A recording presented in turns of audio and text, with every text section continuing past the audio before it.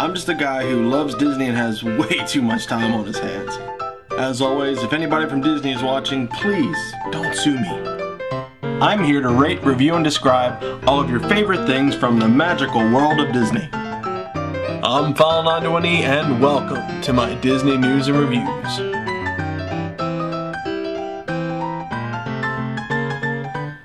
Hello everyone and welcome to this week's Disney News and Reviews. I'm File91es and I've had me one heck of a week, guys. Between getting sick, flaming squirrels, flat tires, and getting yelled at by your boss, it's been one heck of a bad week. But I'm happy to be here with you guys. You know, I always look forward to the end of the week because I know I want to be getting to do a cool Disney News and Reviews, and you know, I want to be getting to hear what you guys have to say. So thanks for just being out there. Anyway, I got a couple things. I got a couple DVDs today, and I figured I'd show them off. This one, it's the Holiday Celebration with Mickey and Pals. It's basically just a couple of Christmas episodes from the old, like, you know, Walt Disney Presents sort of thing. Old Disney cartoons, I love it. Disney's American Legends shows John Henry, Paul Bunyan, and Johnny Appleseed and whatnot. Narrated by James Earl Jones, and this is a pretty cool thing. So, you know, very neat. I also got this is the DVD version of Treasure Island. Nothing's overtly special about it, just the fact that it is Treasure Island, and I really liked this movie when I was a kid, and I really plan on enjoying this later tonight. And the last thing I got, I'm going to do an unboxing for right after this, so you'll see that, is the special edition of Toy Story.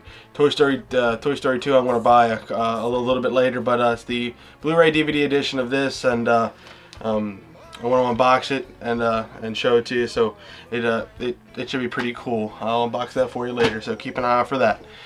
So I think that pretty much does it for that, so let's get right to the news. Now, I reviewed the Pop Century Resort a few weeks ago, and I gave you a little bit of a history on it and the fact that they haven't quite done anything with the Legendary Years section. But the second phase of the Pop Century Resort was originally going to be called the Legendary Years, like I said. But as of this week, that isn't the case. Disney will be finishing the unfinished section of the Pop Century Resort, naming it the Art of Animation Resort.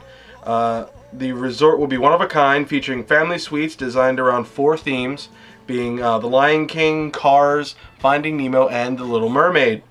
We'll have over 1,000 family suites, and will be geared towards families. You know, mainly families, not 1 or 2 guests. And is expected to open by the end of 2012. It should open in phases by the beginning of 2012, but it'll finish completely by the end of 2012. So keep an eye out for that. Big news for the Pop Century Resort fans. A few months ago, Disney decided to cancel director Mick G's plan to make a new version of Jules Verne's 20,000 Leagues Under the Sea, and it was largely thought that the remake wouldn't happen. Well, now comes a surprising twist that David Fincher is aiming to raise it back up into production.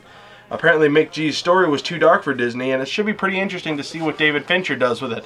He directed Fight Club and the Curious Case of Benjamin Button. He did a lot of those kind of darker movies, but it's interesting to see what he would do with 20,000 Leagues Under the Sea. I'm really excited to hear that. The Power Rangers license has been sold back to the original owners, Haim Saban.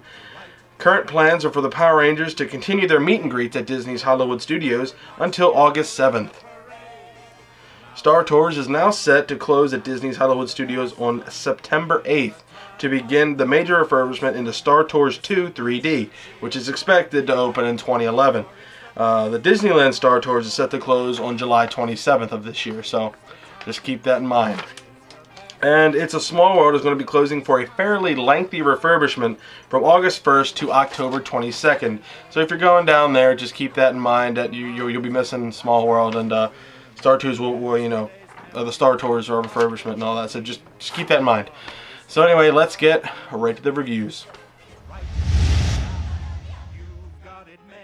Now, in continuing with the viewer requests, I want to be doing, again, another old ride from Epcot, because apparently you all want to see all old Epcot rides. It's going to be El Rio del Tiempo. Now, I already reviewed the Grand Fiesta Tour with the 3 Caballeros, and there's not that much difference between that one and the El Rio del Tiempo. Sorry, excuse me. You get on the boat, you start riding, you pass the volcano. That's still there. Now, when you go in, originally, or now, you know, you see Donald Duck and the 3 Caballeros doing crazy stuff. Originally in El Rio del Tiempo, they showed on the screens, they showed like images of the history of Mexico. You know, they just showed a lot of different things. And then you go into into this grand foyer where you see all these, you know, different little audio animatronic figures singing and dancing, and that's all the same. Pretty much the only thing that is different is that you see on those, you know, projection screens Donald Duck and the 3 Caballeros getting into you know, into some mischief. In fact, some of the original footage for El Rio del Tiempo is still there. They just drew Donald on top of it. So, you know, like you saw, you know, cliff divers and you know and street salesmen, you know, trying to get you to buy stuff. And they just, you know, drew Donald on that. But for the El Rio del Tiempo, that's what you saw. You just saw the street merchants talking directly to you to try to get you to buy stuff. You know, when I got on it for El Rio del Tiempo, there was never a huge line. You know, ever since the refurbishment, it's been getting a little bit more popular because there's a lot more to see. But I like that ride. It was always a great ride. After I walked around the World Showcase, I got to sit on that boat ride and relax my feet. It was replaced in 2007 by the Grand Fiesta Tour, starring the 3 Caballeros, and well, that was it. It was never a real replacement. It was just an upgrade, in my opinion, because nothing really ever was changed.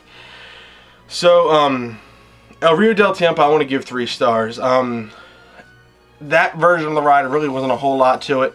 You know, it was interesting to, you know, to see the history of Mexico and what they did with it. They tried to make it fun for kids, but I think sometimes a lot of the kids just kind of lost interest in what the screens were saying and just wanted to see the, you know, it's small world sort of thing. But there was no catchy tune to it. But now there is with the 3 Caballeros thing, so yeah. So yeah, 3 stars for the El Rio del Tiempo at in the Mexico Pavilion at Epcot. That's not there anymore. Okay, and the last thing I want to review, it's not an attraction at all, it's another hotel. I figured I'll just do some hotels now. It's Disney's Grand Floridian Hotel. It's a deluxe resort. It was opened June 28th, 1988. Now, this is Disney's flagship hotel. This is the one that, when you see, you know, the Disney hotels on your Disney Vacation Planning DVD, this is the one that they try to get you to get.